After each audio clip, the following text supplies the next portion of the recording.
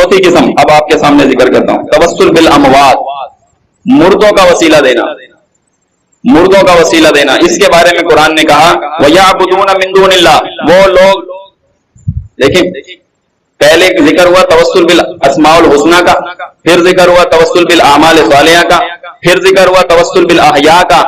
कहीं कोई अल्लाह ताला ने सख्ती पेश नहीं की, वहां पे दलाइल आ रहे हैं, वहां पे अल्लाह इस काम को पसंद कर रहा है, इस काम के करने की तरगीब दे रहा है और दुआ के तरीके को सिखा रहे हैं कि इस तरीके से दुआ करो।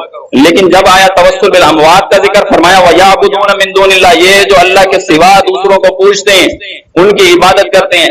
आयत में सख्ती आ गई, मसला सख्त हो गया। फरमाया मा ला यदुर्रुहुम वला यनफउहुम, वो ना उनको नफा पहुंचा सकते हैं ना वो उनको नुकसान पहुंचा सकते हैं। वयकूलूना, जब इनको इस काम से मना करो ना, वयकूलूना, वो कहते हैं हाउलाई शुफाउना इंदल्लाह, ये हमारे सिफारिशी हैं अल्लाह के नजदीक।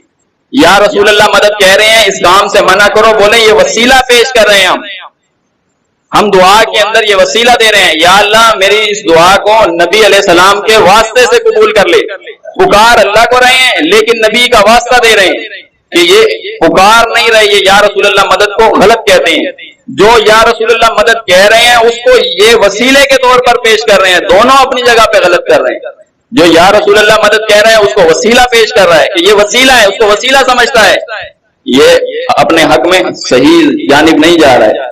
लेकिन जो शख्स ये कह रहे हैं कि या अल्लाह, वो पुकार अल्लाह को रहा है, या अल्लाह मेरी दुआ नबी अलैहिस्सलाम के वास्ते से कबूल कर ले, मेरी दुआ नबी अलैहिस्सलाम के तौफील से कबूल कर ले। उसके बारे में अल्लाह ने जिक्र किया कुल अउनब्बिउनल्लाह, क्या तुम अल्लाह को उस बात की खबर दे रहे हो। ये जो दुआ में वास्ता पेश कर रहे हैं, पुकार अल्लाह को रहे हैं लेकिन वास्ता पेश कर रहे हैं। फरमाया क्या तुम अल्लाह को उस चीज की खबर देते हो। फरमाया कुल अउनब्बिउनल्लाह बिमा ला यअलम फिस समावात, जो नहीं जानता फिस समावात, आसमानों में क्या है, वला फिल अर्द, और जमीन के अंदर क्या है। क्या अल्लाह को उस चीज की खबर तुमने आकर दी है, अल्लाह के इल्म में नहीं थी वो चीज जमीन में और आसमान के अंदर, एक ऐसी खबर दी है अल्लाह, इसका तुझे वास्ता है, ये जानता नहीं अल्लाह। फरमाया सुब्हानहू व तआला अम्मा युशरिकून, अल्लाह इस शिर्क से पाक है जो तुम कर रहे हो।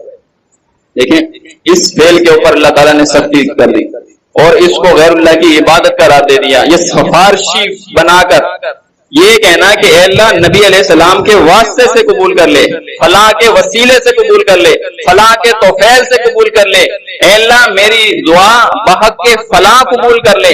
दुआ के अंदर इस तरह के अल्फाज इस्तेमाल करना, इसको अल्लाह ने फरमाया सुब्हानहू व तआला अम्मा युशरिकून, अल्लाह पाक है इस शिर्क से जो तुम कर रहे हो। फिर फरमाया वल्लज़ीना तख़ज़ू मिन दूनिही औलिया, वो लोग जो अल्लाह के अलावा दूसरों को अपना सरपरस्त बनाते हैं।